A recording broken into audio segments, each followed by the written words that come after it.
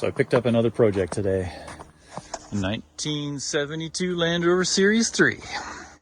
I really like the way these things look, but I hate everything English in these things. I hate the driveline, hate the axles, hate everything. For the most part, I hate English cars, but I like the bodies on them. So the plan is to obviously get it straight again, weld it back together, probably even remove the chassis completely and make up a two-wheel drive chassis and just slam it. Leave the roof off and just have some fun with it. I think this thing is fantastic looking. It's got little jump seats in the back. I think it's a station wagon or something. The guy I got it from just took the roof off of it and then sold the parts. He just wanted the roof. So I think this is a really cool looking truck actually. So let's get it off and have some fun with it. All right, so while we have a break and the weather is kind of nice, decided we'd rip apart the Rover.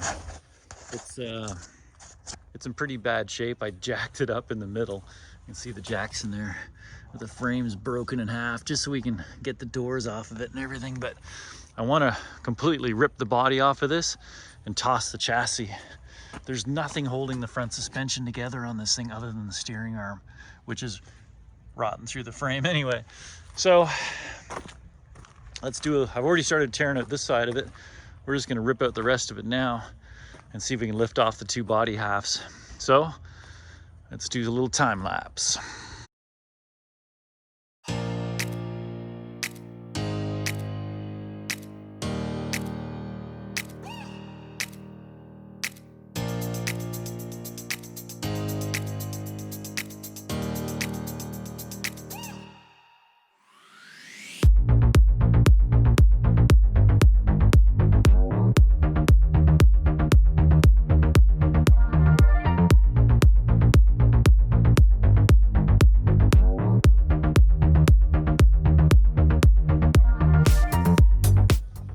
So that's as far as we're getting today because it's starting to rain. But look at the extent of that rot. The whole thing's gone. What I do find interesting about the Land Rover frame, though, you can start to see it, is it looks like it's welded and welded. So I don't know if these things are just welded together boxes and that's what takes them out. Obviously there's no drain holes in these frames because, or if there was, they don't paint them on the inside or something, right? Either way, so it's starting to rain now. Tomorrow we'll get the box off and then get this thing off the trailer. I'm looking forward to putting all those body pieces back together, but first we'll have to fix the firewall and get it all ship shape. But either way, on to tomorrow.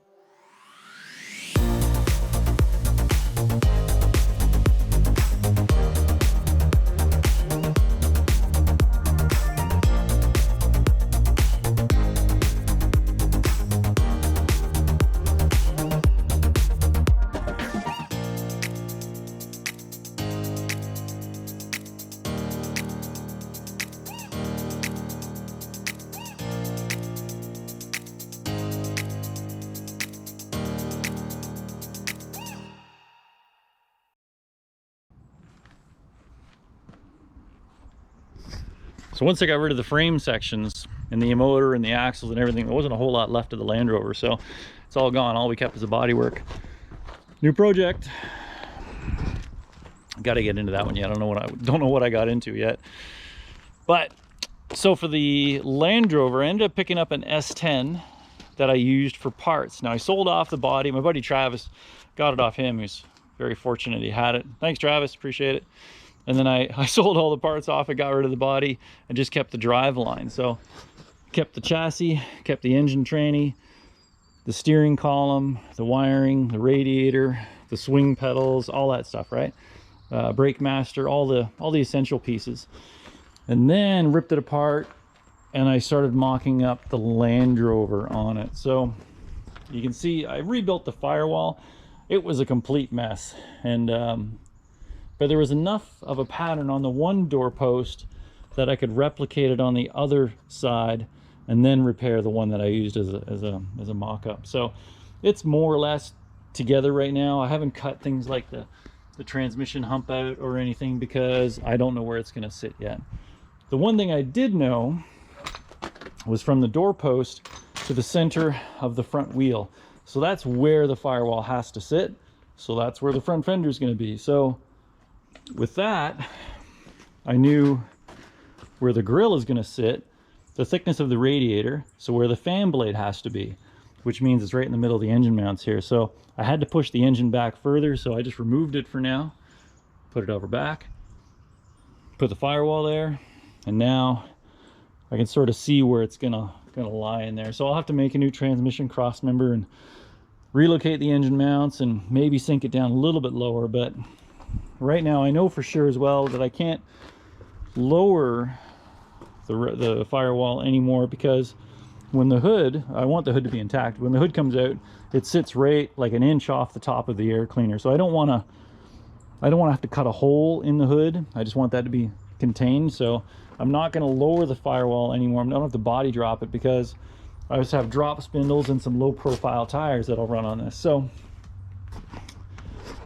once I get it all mocked up a little bit further down the line, and I still need to shorten it. I need to shorten it like 20 inches, right? Because of the extended wheelbase of this thing versus the 88-inch wheelbase of the Land Rover. Get the new axle in place. I'd like to run the leaf springs, but if I can't, I'll go 4-link and coilovers. Get it shortened, get everything mocked up, get the firewall mounts in there, get the box mounted, get a full dress rehearsal, and then I'll rip it all apart, send it for sandblasting, because it's kind of scaly, right? You can see that. I don't like the scale. So I'm here. I might as well blast it and have it painted, make it look nice. So that's it. That's it for the Land Rover at this point. I'm just going to keep hammering along with it and get it to the next stage. Still really looking forward to that project. But first, I'll give you a little update as to where we are on the Land Rover. I'm the worst at tracking my own projects, but since you last saw it, at least the front end is on it now. So the, let me open this up. So the firewall's been mounted to the frame, and I got it all triangled off in there, so it's super stout. The started hooking up all the pedal assemblies and stuff. So that's the throttle pedal linkage, and I got the brake swing pedal, but that's connected to the S10 booster and master in there. So that actually fit pretty well in the engine bay there, so that shouldn't be an issue. Happy to have disc brakes on it. Power disc brakes, no less. And then behind it, of course, is the clutch pedal assembly. This is also the S10 radiator, and that fits in there pretty well. You can just sort of see the nub of the steering box in there, and I had to actually cut it off the frame and re-weld it at a different angle just to get it to below the radiator, but it seems to work all right. Now I've got lots of room for the steering linkage to get up and in there, so that's cool. What else? Oh yeah, shorten the frame. So right there, you can see where I welded it together. That's a factory seam there, and I guess they have a different length of frame for it's a short box or long box, whatever. So I ended up cutting it there, shortening 20 inches out of it to get back to the 88-inch wheelbase, and then welding it back together. And I think that's probably the next step right now. I'll end this video here, and I'll start a new video by putting the box on. But yeah, I got to modify the frame pretty extensively to get that box on there, because of course I want it low, and I don't want to cut into the floor of the Land Rover box. So I want those jump seats and everything to retain those back in there. Yeah, so what else? Let's close this up.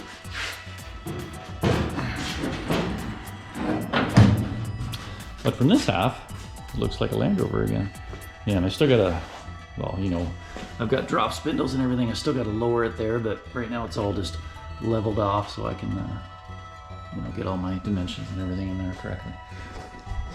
Anywho, if you like the video, please give it a thumbs up. And if you want to follow along and see more, subscribe. Thanks for watching.